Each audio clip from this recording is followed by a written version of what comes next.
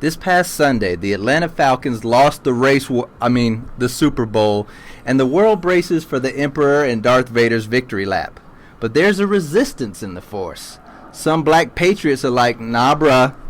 And the quintessentially light-skinned Steph Curry is flexing his black card against the president. In white-on-white crime news, CNN ramps up its pissing match with Trump, and good black folks are wondering, what the fuck that got to do with me? It's February 9th, 2017. Unauthorized and unedited, you're listening to Black Journos. The fuck is that? Who's Black Journos? Black Lives Matter! It's the media. I knew something was wrong when a little pretty white girl ran into a black man's arms. This was a white lash. He lied. Sure, he embellished. No. It ain't us, it's the media. It's the media. It's the media.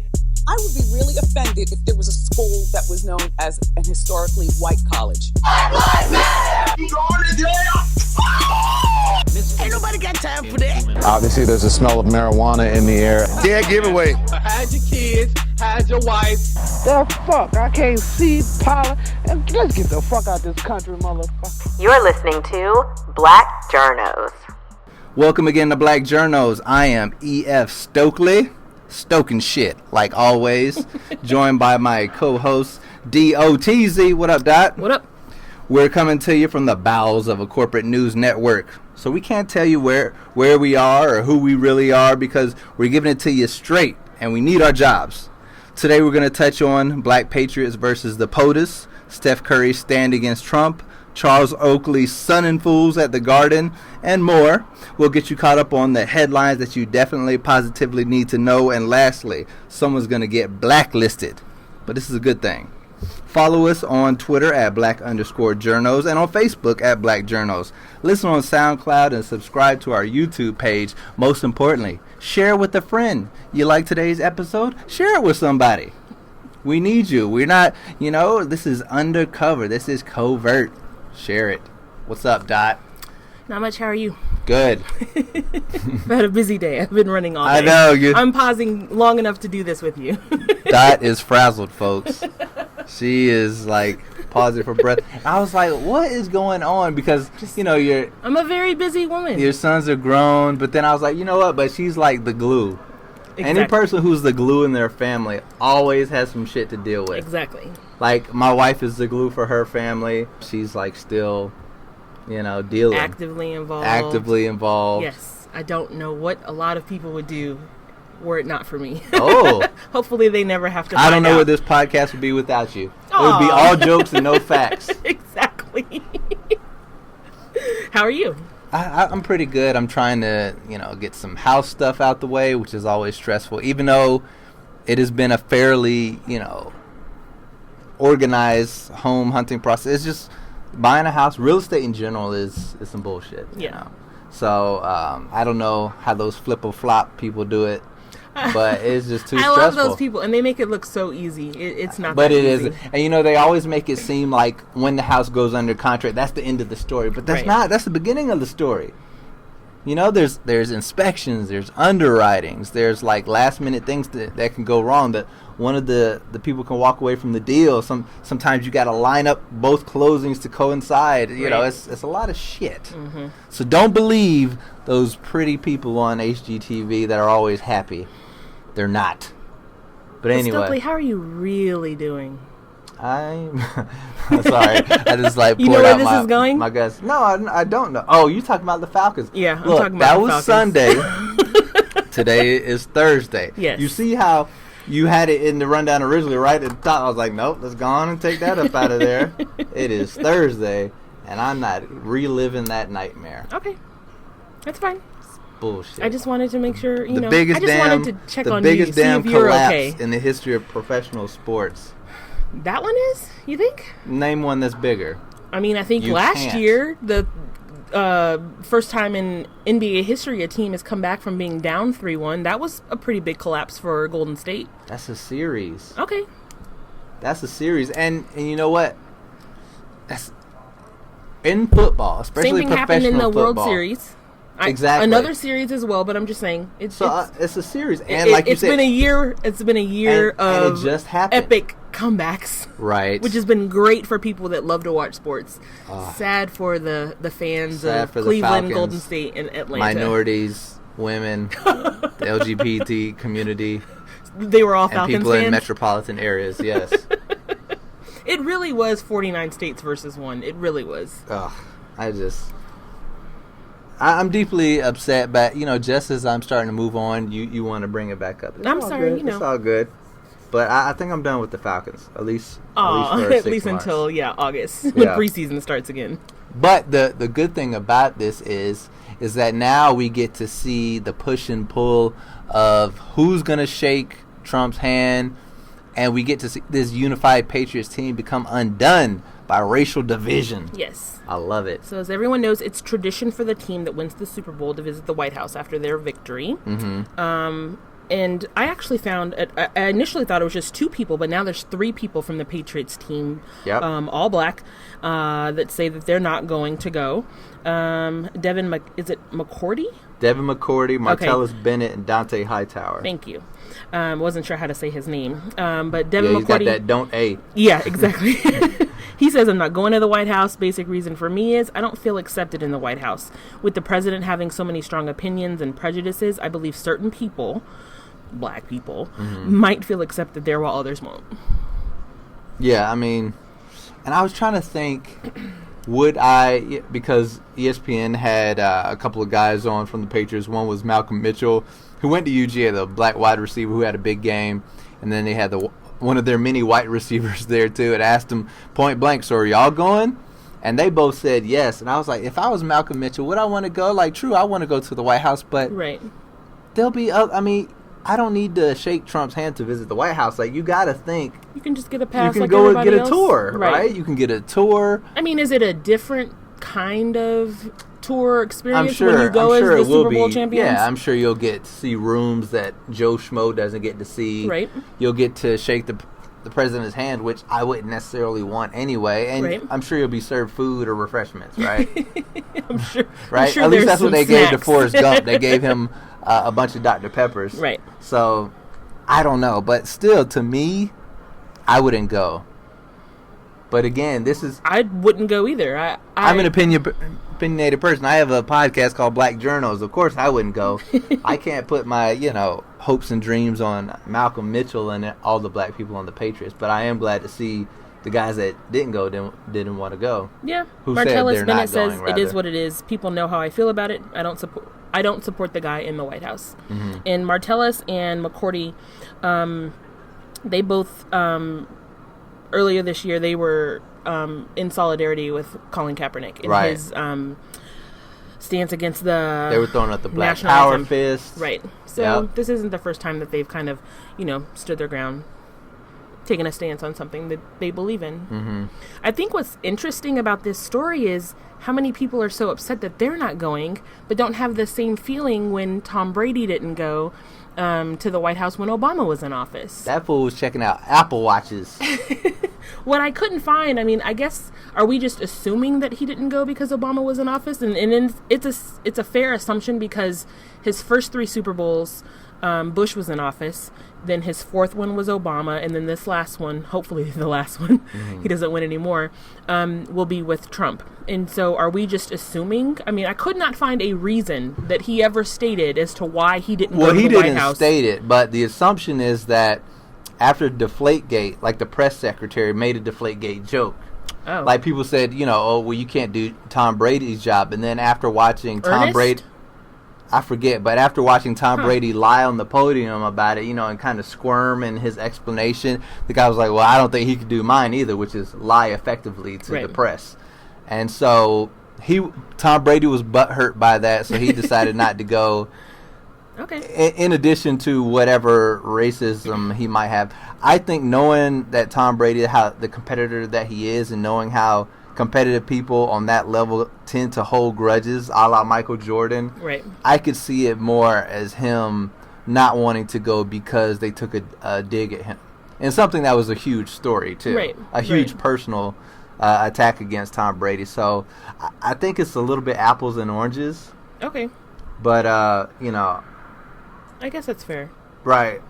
But at the end of the day, he supported Donald Trump And he Yeah. acted He oblivious had the hat in his locker and everything. oblivious to all the things that Trump was saying and doing, oblivious to the fact that Trump started the birther movement before he ran for office, and you're supporting him as the president right off the gate. So, I mean, it's why, like, you got to separate yourself, your fandom, from, like, who you like as people, because, you know, like I said, I love Michael Jordan as a player, but I'm sure everyone knows he's a tremendous asshole. Right. And I'm sure it would not go well if I met Michael Jordan. I'd be like, oh, Michael Jordan, oh, my God, dog, I love you, man. I got your poster. Hey, get the fuck out my face, man. I'm trying to go to Starbucks in peace. Another week of an impersonation. I like it. Well, that's not really... It wasn't a good Jordan. But yeah, I don't know Michael Jordan, you know. But I don't know. My mom always says to not put your faith in these people because they'll let you down. And they're athletes. So appreciate them for their athletic abilities, period. Right. Right? It's interesting you say that. My mom just learned this week. She's a Christian, and she learned that Warren Buffett and Bill Gates don't believe in God. And these are two people that, you know, I would say, you know, kind of looks up to because of what they've been able to succeed in business. But the fact that they don't believe in God, that was a little disappointing to her. Now your mom don't like money. Trust me, I don't like computers or my mother money likes anymore. money. She just doesn't like the people who have been successful at obtaining it. But it just goes to show you can't put your faith in people and companies because you never know what it is they really truly believe. Mm-hmm. So now, do you believe that Tom Brady is racist? I don't know. I believe As you asked me that question, I was trying to think of a moment where I think that I don't being that see him being with a lot of black Right. people. He has black teammates, but that means nothing. Right. We can all we all have to do things that we don't want to do with certain people. Right. But we're required to because it's our job. Right. So I don't know that he's racist. I don't know. That's a really good question. I would assume that he's been in Boston for so long. He went to a D1 school that was predominantly white.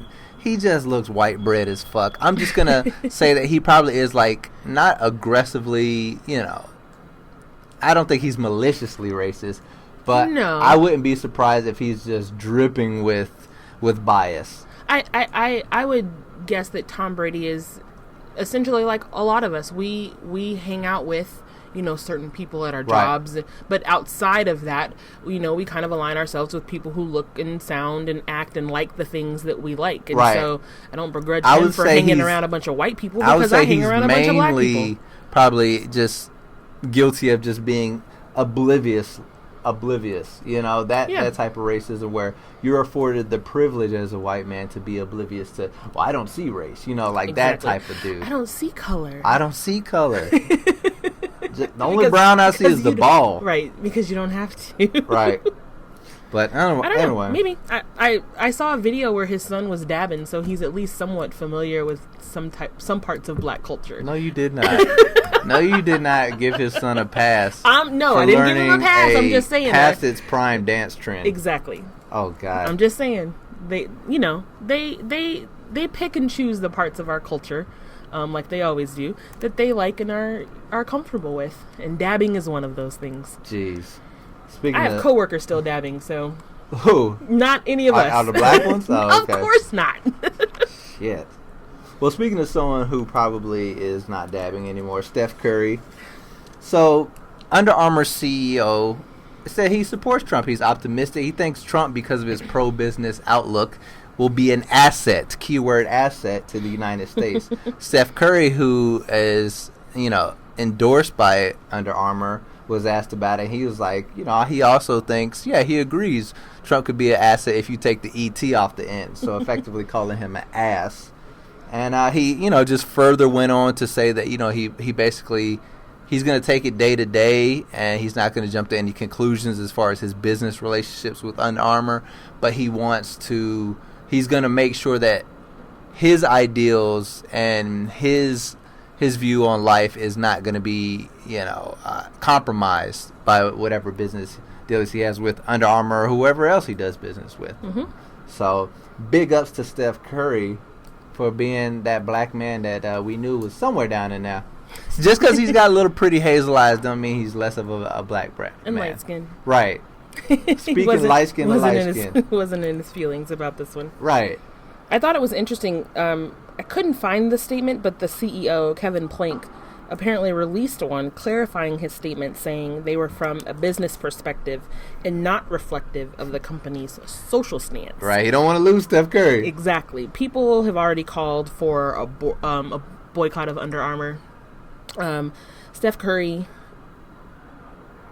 what did it say? Last year was worth $200 million. Right. Just last year for that company. $200 million. And his contract pays him $15 million annually. I know. So can I be a conspiracy theory brother real quick? Sure. What if this is an elaborate ruse to jump ship to Nike? Oh, you fucking offended my blackness. Now I must leave for greener, blacker pastures and go to Nike. Well, they will appreciate me as an Asiatic black man. I don't know. That'd be great. You want Steph with Nike? Steph and LeBron with Nike? Do I need to remind you what Steph Curry's shoes look like? The mailman No, you don't. ones? You don't. I remember the nurse mom the nurse ones. shoes. Yeah, the nurse shoes. No, they got to come correct. I don't know what the latest incarnation of that shoe is, but we got to do better. So, whatever. Maybe Trump has come along at the right time to get Steph Curry a shoe deal. You know who also came out with a statement was Misty Copeland. Oh. Yes, who is also with Under Armour. I did not know that. Yeah. You didn't know she was with Under Armour? Did you know that Misty Copeland was with Under Armour? Yeah, haven't you seen all the ads and commercials and stuff? No. Okay. I think we must be watching very different channels. Yes, or you need to get renew your subscription to Essence or something like that. Oh, well, that would be it. I just let it run out. She released a statement. She says she strongly disagrees with Kevin Plank and his recent comments in support of Trump, and kind of the same thing as Steph Curry. They had a conversation, spoke. Mm-hmm. I think they've settled some things internally. Mm-hmm. We'll see where things stand, though. I mean, how would you feel about working for a company that politically doesn't align with what you believe in, or supports a man that you strongly disagree with the things that he does and says? I mean, it's your employer. Who says that I don't work for a company like that? Shit. That's true. I mean, but to that degree, I think it depends on, like Steph Curry said, you reevaluate as you go along and just make sure if it's something that I couldn't deal with, then I'd have to leave. But he's in a lot better financial position to up and leave his job, so to speak, than I am. Well, his contract. Right. I mean, he'll still have his job, but... Well, if you're making money from someone that you have a job, his job is to perform at a high level so people will want to buy his shoes from Under Armour. So that's his job. But yeah, I just feel like this, whatever the statement is from Plank,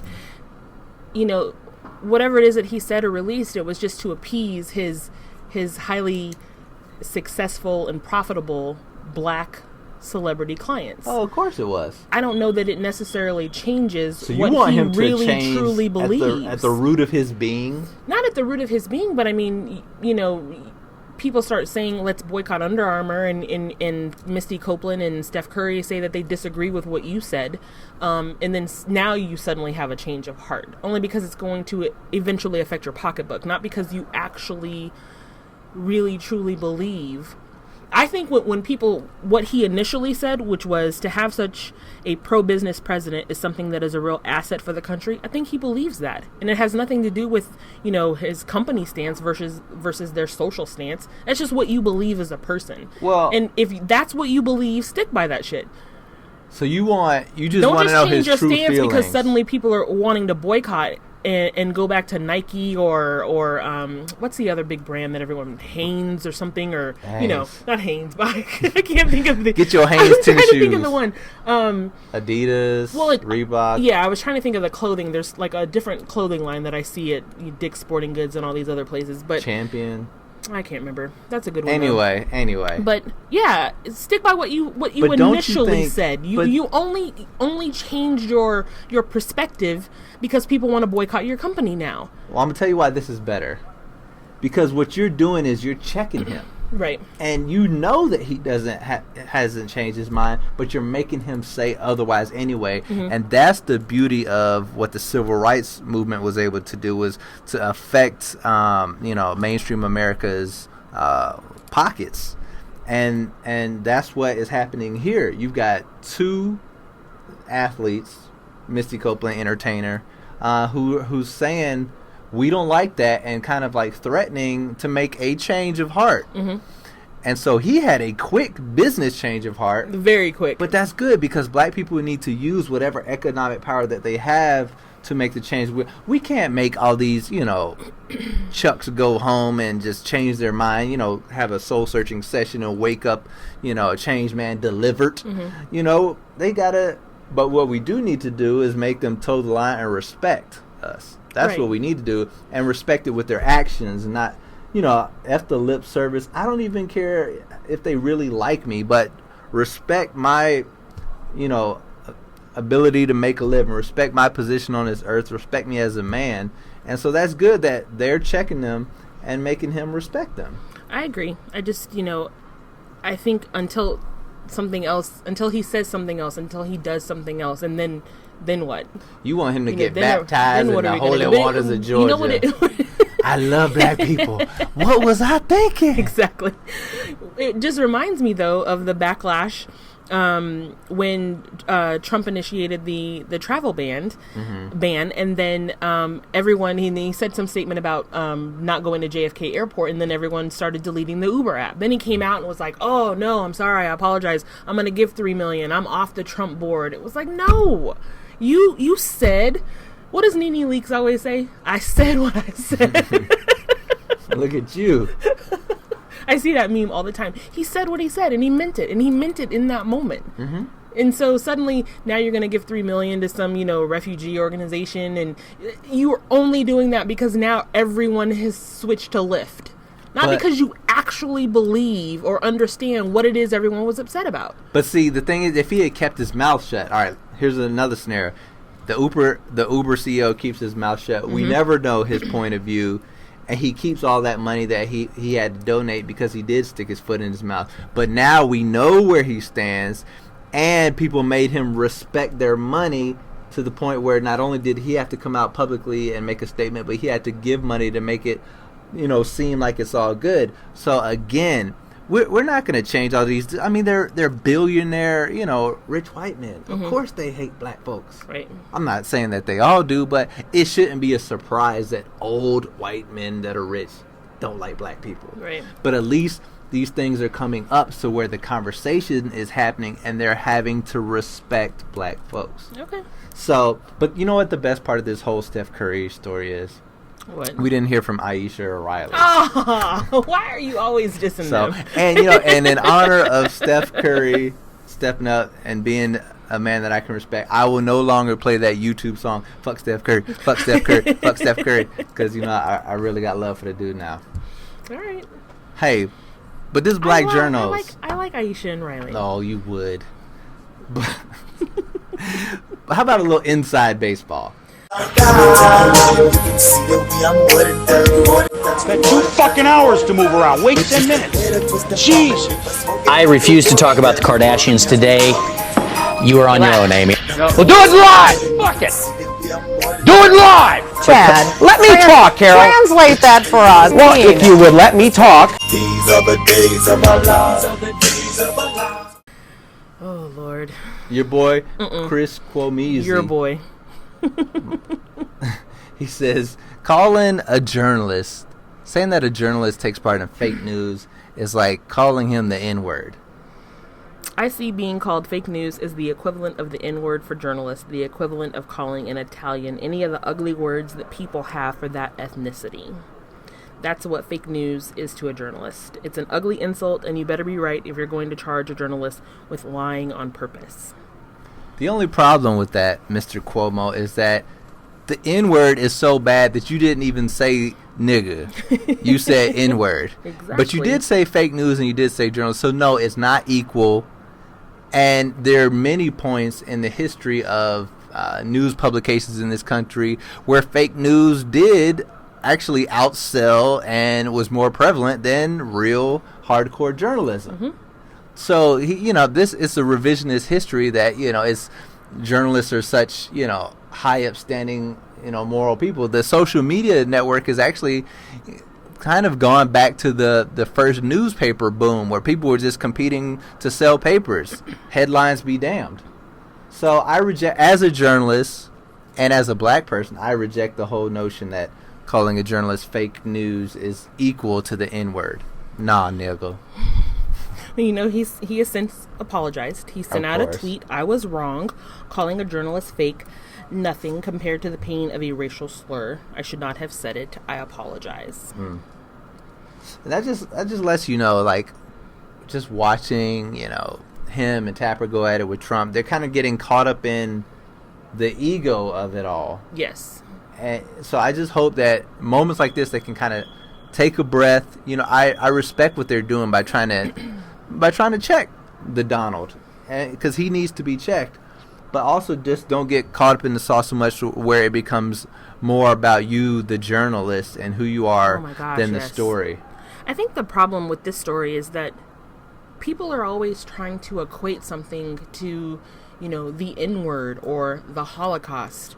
And that's where he made his mistake. You can't equate Donald Trump saying you're fake news to being, people hearing the N-word is the last thing before they were lynched or murdered or something going on with the Holocaust, fired or beat. Or the thing, like, why didn't you compare it to the Holocaust? Why compare it to the N-word of all things? Right. It's I don't know. It's just disrespectful. And I absolutely hate the N-word. We've had this conversation many times, but nigga, please.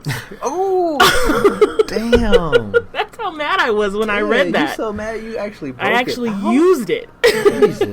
Jesus Christ. But that's the thing. I just feel like rich white liberals are unequipped to deal with the Trump presidency because it's got everybody shook. It really does. And no one knows how to handle it, what to do.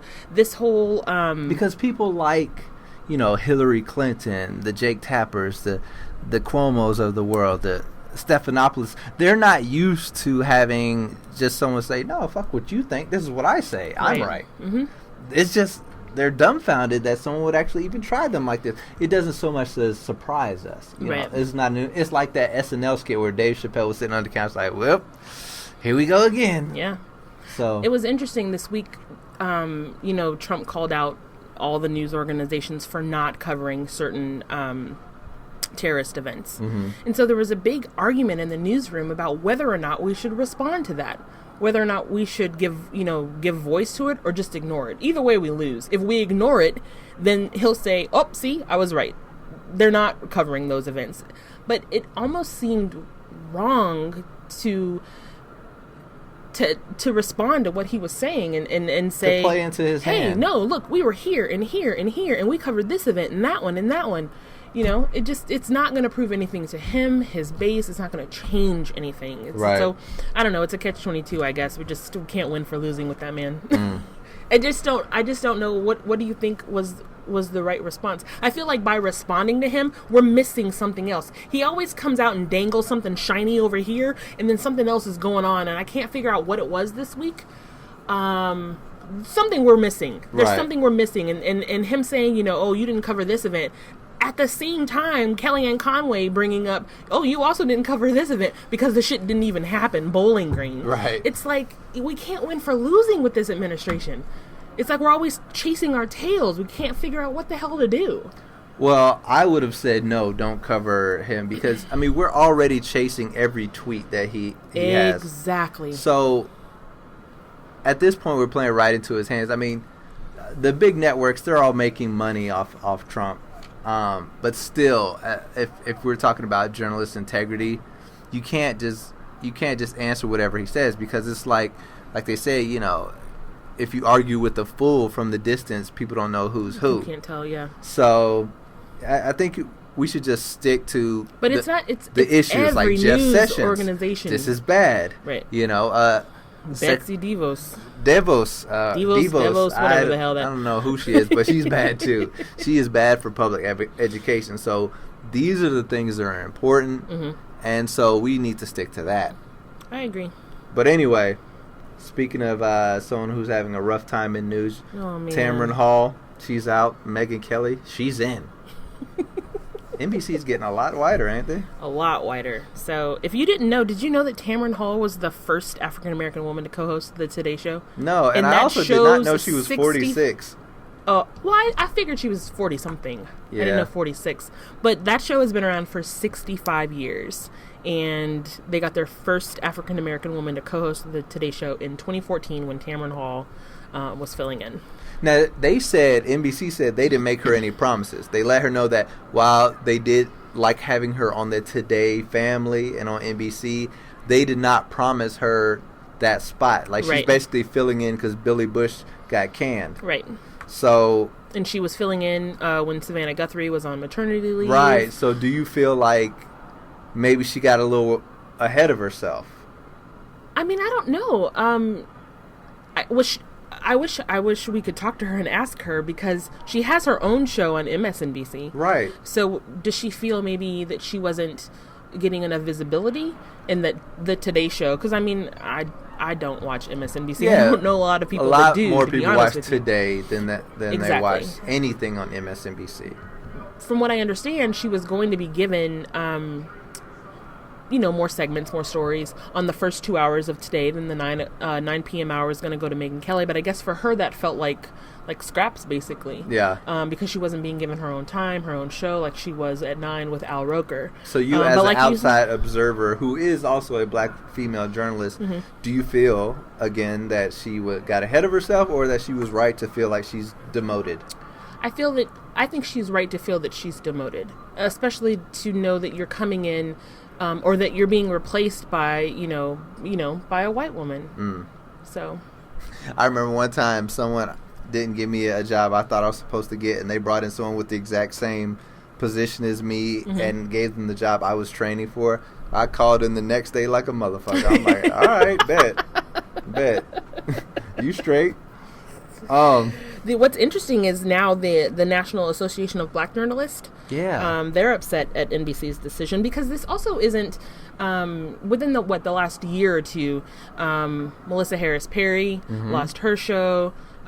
Joy Reid lost her show, but then they brought her back and replaced her in Melissa Harris Perry's time slot, and now Tamron Hall. It just doesn't look good. I'm trying to think who else on the network, who else of color is there on that network besides Al Roker now. Right. And there really isn't anyone. So they're reaching out. Well, similarly, you said that CNN may need more black people because someone tweeted that Faith Hill is doing an album with the Notorious B.I.G., what they meant was Faith Evans was doing an album and had a Faith Evans picture, so they were halfway there. So the photo showed Didn't Faith Evans. quite finish the curl. I just don't understand how stuff like this keeps happening. So it's a photo of Faith Evans and Biggie, and it says Faith Hill. They tweeted out, Faith Hill is releasing an album of duets with the Notorious B.I.G. 20 years after his murder. I just don't know how you make that mistake. And if someone lost their job because of it, I know that they probably didn't. But of course, Black Twitter went off. It was amazing.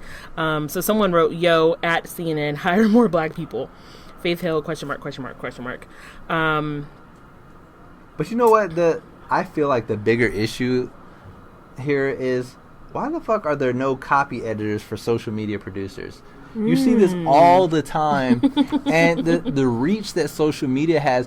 An anchor can, say something wrong on air, and people just kind of generally understand, oh, she misspoke, he misspoke. Right. But when you put out something on social media, it's essentially a press release. Right. So, but I don't know many social media producers that have to check with somebody before they press send. And it seems to me that if you have a business of any type and you're hiring someone to manage social media, you should have them also run that stuff by copy editors. That's a good point. Like, why? Think about how important... Especially because this has happened many times. Sports franchises. I remember. I forget what NBA it was team. Well, the one I remember is they put up a photo of DeMarcus Aldridge instead of Lamar Odom.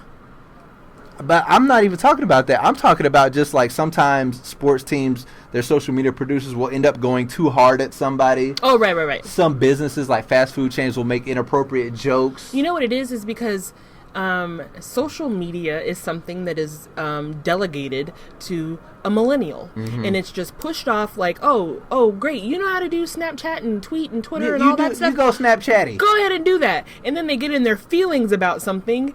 Or they just make a mistake. This is some millennial who probably really does not know the difference between Faith Hill and Faith Evans, which is really, really sad. But just like you want checks and balances before you send something to air, it seems like it's even more important to me to double check those tweets, those Facebook posts. Yeah. I remember I had to take over for a social media producer on our team. And I made sure that I got a second look at anything. Because even grammar, people will blast you as if you get grammar everything. wrong. All it takes is one screenshot and it's viral. So, yeah. And this I looked at the times. This tweet was up for 12 minutes before it was caught. And it was probably only caught because someone was, Black Twitter was going in, at CNN. Right. Also, Faith Hill and Faith Evans both responded. Faith Hill tweeted, "This sounds awesome." And Faith Evans said, "Up for a bonus duet, Ms. Hill." Damn. So hey, we may wins. Get a duet. I don't know that we ever wanted a duet between Faith Hill and Faith Evans, but I wouldn't mind. All right, we'll check it out. But again, Jesus Christ, can somebody please give social media producers copy editors? Something. Look at you creating jobs. Yeah, exactly. That's because of Trump. He brought it out of me. How about some headlines? Give him no credit, please. All right, sorry. Headlines. All right, after 13 NFL seasons, your boy Michael Vick is retiring. He told ESPN, "I think it's time. I think going through the 2016 season without playing and being a spectator and watch the game and enjoy it from afar and root for a lot of players and coaches I once played for, I think kind of summed it all up for me." That Mike Vick Pitbull story was so big.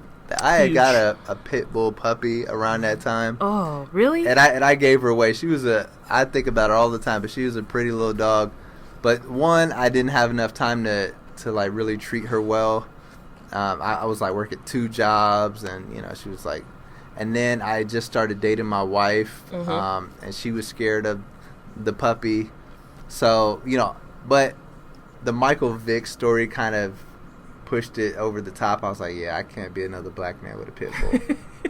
You don't want to fit the stereotype. Sorry, Mike Vick ruined it for brothers with pit bulls. I love dogs, but I am afraid of pit bulls, and I know that people always say that it's the way they're trained, and I don't believe that. I believe that they are it's something innate in them. Well, they are naturally aggressive towards other animals, particularly dogs of the same sex. Right, but every time you look, like I don't see any reports of deadly golden retriever attacks. So until that happens, I have a fear. I fear if I have one and I swing my arm too fast, next thing you know, that thing is clamped down on it and my arm is gone. And I like dogs, but pits scare me. They have a high prey drive, and they have the physicality to back it up. Right. The fact that their jaws lock. That's a myth, actually. Really? Yeah, they're not like a garden tool. They have strong. They're tenacious. So imagine someone who's like. Just imagine someone with like the biggest little man complex in the world that will just not give up. That's basically a pit bull. But just recently here, there was a pit bull attack, and a little kid was killed on his way to school. Another little girl injured. I know that other dogs are aggressive and they also bite and can harm people, but is that the media's? Is that the media's fault? Are we the ones to blame for putting out this narrative about pit bulls? No, the thing is the thing is, they have the ability to kill, and they don't mind killing. Like, if a golden bites you, it'll probably stop at the bite. Okay. If a Dalmatian bites you, if a Cocker Spaniel bites you, it'll probably stop at the bite.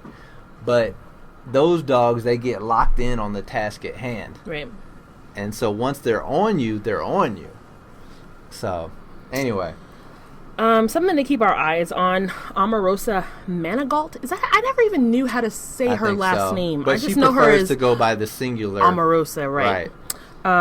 She said recently that she is working on an executive order regarding historically black colleges and universities.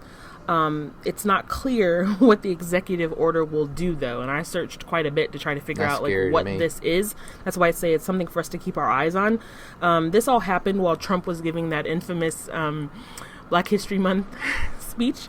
Somehow the Harvard of HBCUs comes up, and he is told that it's Howard. Howard is the Harvard of HBCUs, and then he is asked, how is it doing fiscally with enrollment, and how did it do under Obama? And he's told he was shocked and upset to learn what happened under the previous administration. They told him that, things weren't going... I didn't realize things weren't going well at Howard. Yeah, and I also didn't realize that it was the Harvard of HBCUs. Oh, really? Oh, no, I've heard that. Like Morehouse. Oh, no, I've always heard that Howard is the Harvard of HBCUs. Oh, we need to get like a little best. Poll going.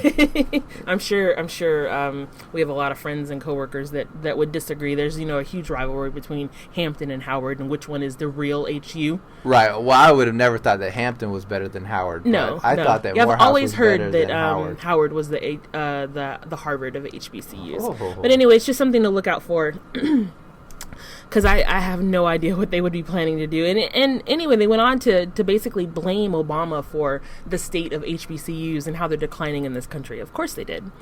And then lastly, the White House Correspondents' Dinner is about to be lame AF. So far, the cast of House of Cards, Veep, and Scandal, they're not attending. The White House Correspondents Association, they don't yet have a comedian for the event. And it's in April, right? It's April 29th. And it's usually booked by February. MSNBC has not decided if they're going to host their traditional after party. What's the other thing? CNN, in the Atlantic, they're still going ahead with their pre-dinner cocktail reception.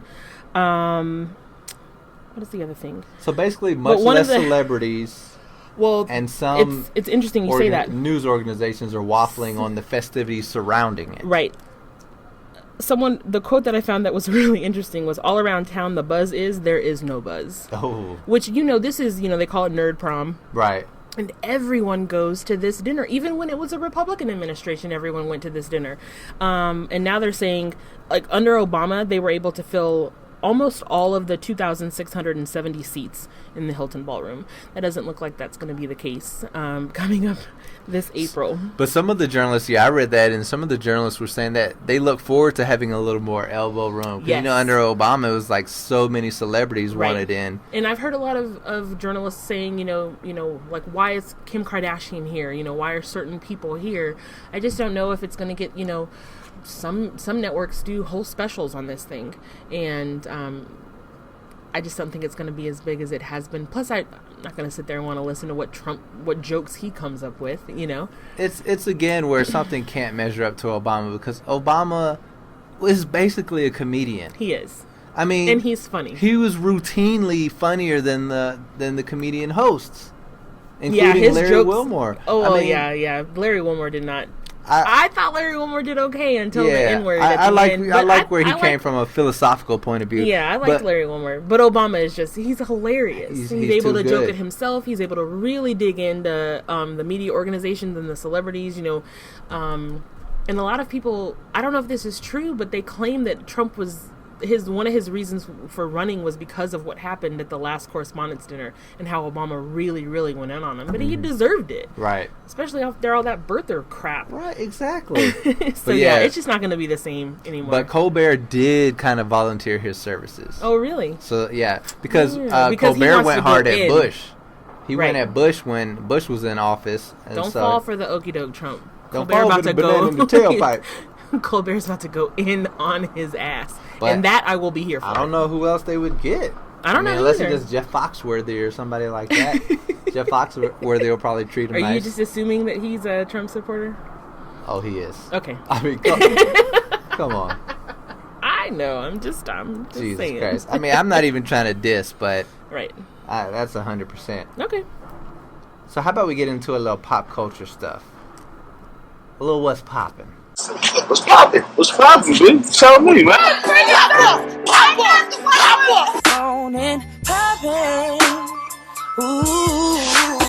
Now I don't know. Can we even consider this Charles Oakley story pop culture? Yeah. Oh, okay. It's sports. Okay, so here's the thing. I was really, really busy today. It is sports.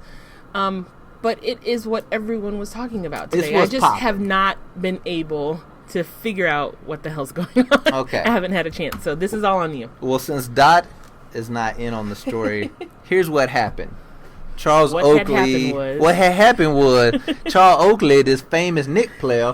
So he's from the '90s, back when the NBA was still a little tougher. He was a bruiser. He was an enforcer for the Knicks back when the Knicks were still relevant. Mm-hmm. And so, of course, like most players, he hangs around the game. Stop. The Knicks have never been relevant. Yes, they went to a championship in 1994. Yeah. I would say that's pretty relevant. I don't think you're relevant unless you have some rings. They do have rings from the 70s. Do they? Yes. Okay, just sit back, relax, guys. I'm going to take it from here. I hate to sun you like that. I hate the Knicks because of Melo. So, but go ahead. Okay, so speaking of getting sunned, Charles Oakley has been, vocal about his dislike for the Knicks owner, and so the Knicks owner, for some reason, was down on the floor in the floor seats instead of in a box, and Charles Oakley, who was denied like complimentary tickets, still got tickets to the game. And was like within earshot of the owner, probably said something, they had words, and the owner ordered him to be taken out by security. And so basically when security came over, he was like, "Get your hand out my pocket."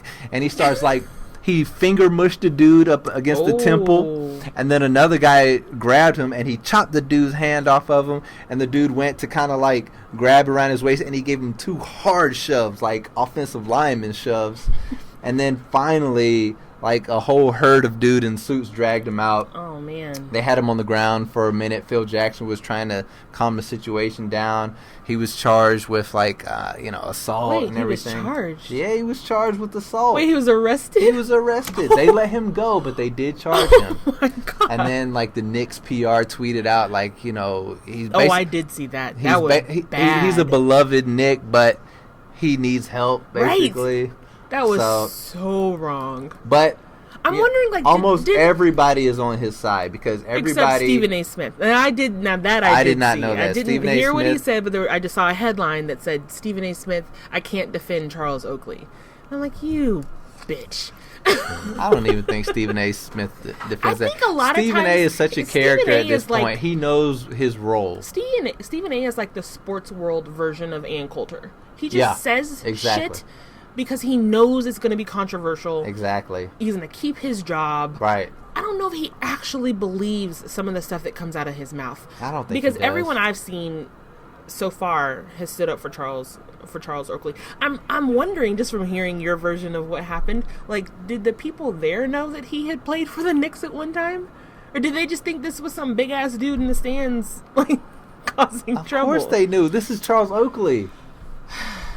What's your team? What's your team?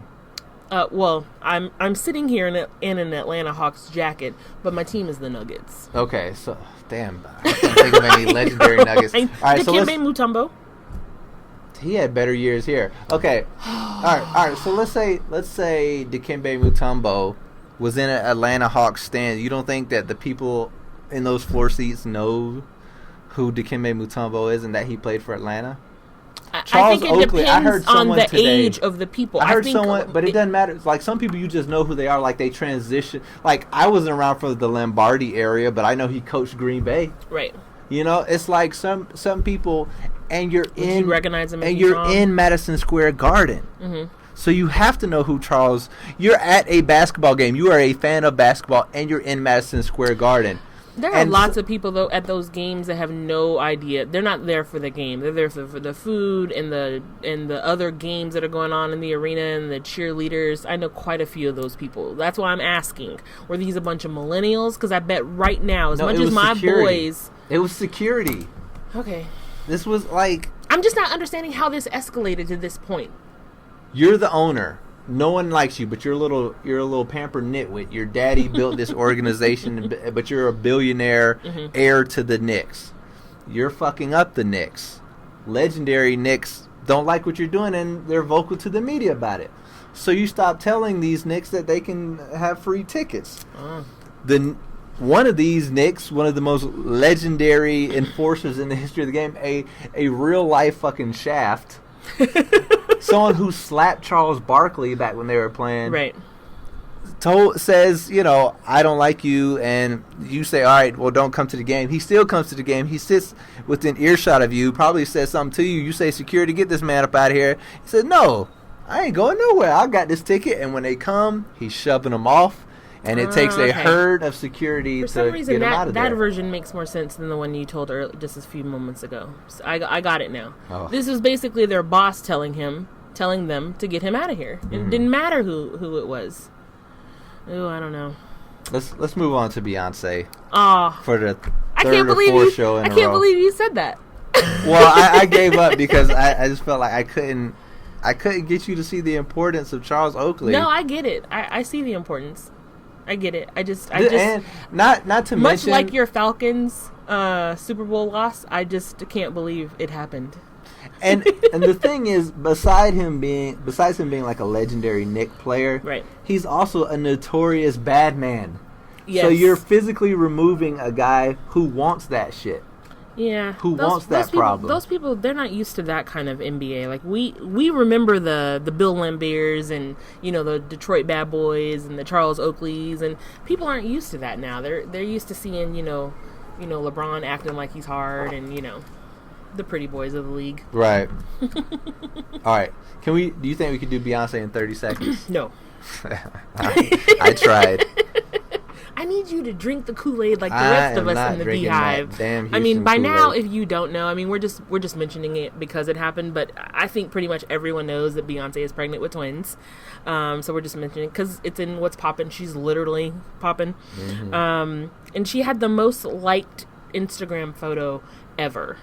Right now, when I checked before I came to do the show, it was 10,264,404 likes on Instagram. It's like 4 million more likes than the previous record holder, which was Selena Gomez. Say something. Congratulations. It was nice. She looks good as a pregnant woman. I'll give her that. Yeah, she's beautiful. And everyone is trying to figure out, if there's some meaning behind, the photo and the flowers. And, she had on a burgundy bra and blue panties. So does that mean that one is a girl and one is a boy? And, people, always try to figure out, does the flowers or something, is that, will we know the names of the kids based off of this picture? Oh, because of like blue ivy? Right. So will it be like green rose petal? Anyway. Since I'm throwing shade at Beyonce, why don't we go ahead and get into all tea, no shade? Sweetest shade I've ever known. Shade tree. Here we. Oh, the shade. So, singer Maxwell, again, in some trouble. I don't remember him being in trouble before. There was some mention of him tweeting out All Lives Matter. But the other day he tweeted out # Black, Blue, Red, White, Beige History. I guess for Black History Month. Essentially saying, let's celebrate everyone's history, I guess. He managed to get 6 likes and 22 retweets. That's it for that. Little tweet, and of course, as usual, Black Twitter went in. I think the best response was someone says, has anyone told Maxwell he can catch these hands whenever, wherever, whatever? I saw that tweet was my too. Absolute that was amazing. Favorite one. There were a lot of other ones. There was also this guy who responded, Bad Habits still goes hard though, in response to him tweeting earlier this year, All Lives Matter. And Maxwell responded saying, there was a president. His mother was white. Do you recall? And I think he was talking about Obama, but it's like, dumbass, they're all white. They all had white mothers. Like, specifically, which president are you talking about? Because you're not just talking about the last one. They all had white mothers. No, he was talking about Obama. I know he was, but I'm just saying, there was a president. His mother was white. Yes, all 45 of them. That's why he's paid to sing. Right. And not be someone's social media manager. Keep your day job. Use a copy editor, run it by somebody before you tweet it out. But so you think, maybe we have created something we can quit our jobs. You've created a new job for people. Like, celebrities need copy editors too. Put it on our blacklist. And I'm blacker than black, and I'm black, y'all. I'm blickety black, blacker than black. I'm blacker than black, yo, because I'm black and I'm back. Say it loud. I'm blacklisted and proud. First person we're putting on the blacklist today is Greg Popovich. Yes, that's Can my I just say that he should have been on the blacklist a long time? Well, he should have been on your personal blacklist anyway. Yeah. Because Greg Popovich has been speaking truth about systemic racism for a while now. Very long time. But just recently he was asked ahead of a game what exactly Black History Month means to him. And he says it's always important to remember what is past and what is being experienced now by the black population. That's just not something you hear from a lot of white people, even acknowledging it. It's a celebration of some of the good things that have happened and a reminder that there's a lot more work to do. Then he goes further. But more than anything, I think if people take the time to think about it, I think it is our national sin. It always intrigues me when people come out with, I'm tired of talking about that, or do we have to talk about race again? And the answer is, you're damn right we do. Yes, Greg! Stuff like that, the fact that there's so many, powerful white people that are coming out and acknowledging systemic racism, like, for instance, Newt Gingrich and Ava DuVernay's 13th, that old Nixon administrator who was like, yes, the war on crime was a war against black people. Like, we actually wanted to actually did that shit. attack. Yeah, it actually happened. So you're seeing more and more like people in government and powerful politicians and just celebrities acknowledging systemic racism. You know what that means? Reparations is coming. Oh man, I want the 40 acres. Y'all can keep the mule. Like, I'm good on that part. And I think comic Patrice O'Neal, God rest his soul, he had the perfect plan for it. He said that if you think about it, income tax is slavery, because we're basically bailing out the government for all their harebrained military schemes and investment ideas, and we get taxed for it. So he said, so how the hell you going to put black people in slavery twice? We're going to pay income tax, which is slavery, and then we're already behind because of real slavery. Right. He said black people should not have to pay income taxes.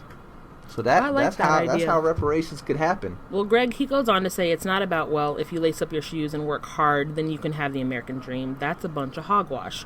If you were born white, you automatically have a monstrous advantage educationally, economically, culturally in this society. That's awesome. Big ups to Greg Popovich. If he's not on your blacklist already, he should be. Yeah, and if you haven't, go and listen to the entire, it's about 3 to 4 minutes long, him talking about and acknowledging Black History Month. It's definitely worth a listen. Now, something that wasn't on my blacklist, but now I'm thinking about adding it back, is the network, BET. And because the New Edition movie was a worthwhile movie, and I hope that they continue to make worthwhile programming. So BET, you're on the blacklist. And is that because you finally finished the New I Edition did watch movie? it, yes. The whole 6 hours. I watched it. I liked them. Because you said you didn't like the first 2 hours. No, I didn't like them as kids. I think it's tough to find good child actors. And especially if the writing isn't so great. Like it was a decently directed movie, but it wasn't great, you know. Right. So I think if you don't have excellent writing and an excellent director, and child actors is kind of a bad thing. Okay. But once overall, it got to them as adults, yeah. and they're singing Sunny Day, they had them all Lord. in the studio. Don't mess up Can You Stand the Rain? They had them all in the studio together, kind of vibing, and they're looking at each other oh, this shit sounds good. As a reader, I was like, that was a good moment. I actually I love Can You Stand the Rain? It is my favorite New Edition song, but I even like their version of it. I mean, it's an identical copy of it, but their voices, it was so good. I would the get dude that playing on. Johnny Gill, yes, he was good. Luke James. Oh, okay. Actually, no, he's actually a really, like really the dude good playing R&B Bobby singer. Brown. How you gonna find a dude that's uglier than the real Bobby Brown? This nigga's ugly. Listen, no one is. No one's ugly as Bobby Brown. No. But he I was was ugly. never a Bobby Brown fan. Most people, I don't know if you know this, I think it was the whole, we were all going through that light skin phase. Everyone wanted to be with Ronnie DeVoe. Even though Ralph was the lead. Mm-hmm. I think Ralph was probably clearly a better looking dude, right? It must have been less because Ronnie kind of looks like an alien a little bit. He really does. Right? I look at him now and I'm like, if what you take a was shark, I thinking? He was really cute as younger. Right. Now he looks like it was the light skin. It was the whole Albie Shore, Eldebar. It was that whole era. Ooh, you know what Ronnie DeVoe looks like? Have you ever seen that movie where they like take like some kind of like DNA creature and they make like a right? Damn, what was it? It was like a female DNA human hybrid, some kind of splice. I think it was. Is that it? Splice with Adrian know. Brody, and he has sex with the creature because she's just feminine enough to get his dick hard. I think it was called Splice. But yeah, Ronnie DeVoe looks like Splice. Anyway, I'm sorry. And one last blacklist before we go. I wanted to say Noisy Atlanta is back. They did another special about rap. But specifically this time they really explored trap music, kind of the history and where it's going. And Noisy Atlanta, I mean, if you didn't see their first, I think it was a 6-part series on the Atlanta rap music scene. Wait, was is amazing. this the thing on Viceland? Yeah. Okay, someone just told me about this yesterday. No, you're missing out. Stop watching that CBS Sunday morning old people crap and get down with some of this Vice program. That I will not do. But I will watch this. I was told to watch the first...